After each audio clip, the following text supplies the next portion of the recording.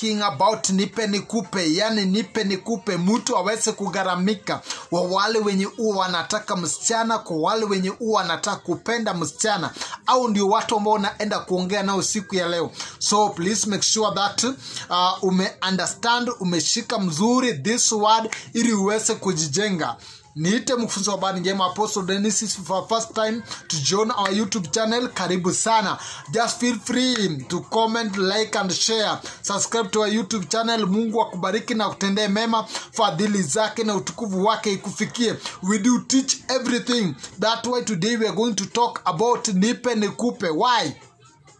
Because kuna watu wengine wenye wanataka wasichana, lakini wajui kugaramika, hawajui kutoa. Lazima ukitaka msichana ujue kutoa, ujue kugaramika. Msichana hapendi mtu mwenye anamuendea mkono mtupu. Kuna wale wenye wanapenda chipo, una wale wanapenda kuku, una wale wenye wanapenda nyama.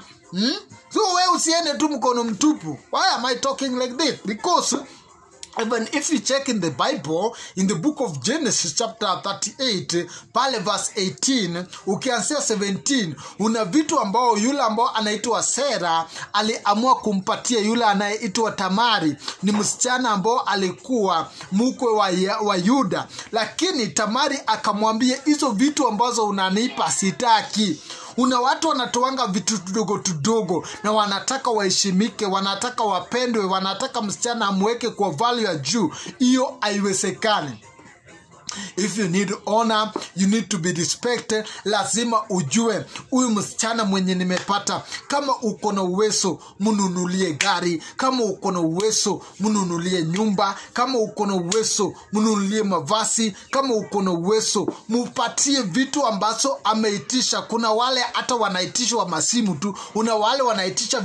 Na anasema wakati ambapo Tamari anaambia Sera ya kwamba ukitaka kunikula usiku yote, ukitaka kulala na mimi, ukitaka kuninyanyua, yani ukitaka kuninyandua usiku yote, all night, make sure that umenipatia pete, umenipatia hiyo kamba, umenipatia na fimbo yako. Hizo vitu ukinipatia, na mimi nitakupatia usiku yote. Utakula mzuri, yani utakula hiyo kitu vile unataka, utashiba paka we mwenyewe utaridhika, paka utakuwa sasa umejisahau kwa sababu utakuwa umeshiba. You got me so very well. So why am I talking about nipe nikupe? Kwa sababu kuna wale ambao wanatesa tu watoto wa watu, wanatesa tu wasichana wa watu. Msichana ukimpata lazima ujue kumtunza, lazima ujue kumpa. Kama naye amekupenda, naye amekuchagua, na wewe pia mpende na umtunze. Naye pia atakupenda na kutunza, na atakujalia heshima yako siku zote. Kwa sababu kuna vitu na wewe ulitoa kutoka kwake. Wakati ambapo Tamari anaomba pete, anaomba kamba, anaomba fimbo, anasema hizo ndio vitu ambao nimechagua. Una vitu mtu anapatana na mrembo na anakuambia hizi ndio vitu ambao nimechagua, ningependa unipatie. Nawe peana hiyo kitu nani, wacha kukua mchoyo. Ukipeana hiyo kitu na wewe utapewa hiyo kitu. Sawa sawa. So wakati ambapo unataka kuwa na heshima, unakuwa mtu wa kupeana. The Bible says mtu asiyekuwa na kitu, hata kile ambacho ako nacho inachukuliwa. So kama una kitu, hata maneno ambazo utakuwa umeweka pale, umekuwa umetupa pale, itapotea mbali, haitakuwa na value, haitafanya kazi yote. So ukitaka kuwa na kitu, ukitaka kuheshimika sana, make sure that uko na kitu.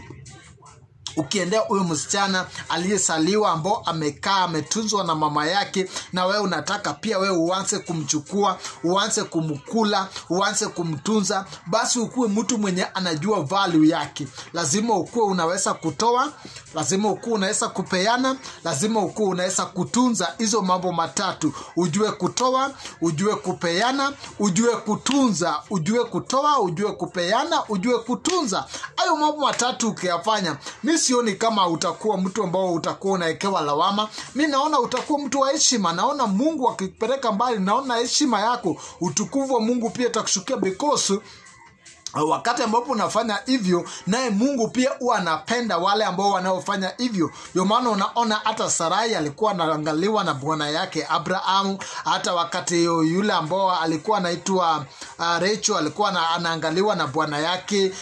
So watu wote ambao Mungu ametupatia ni lazima na sisi pia tukue watu wa kushika na kumbatia. Wish you all the best.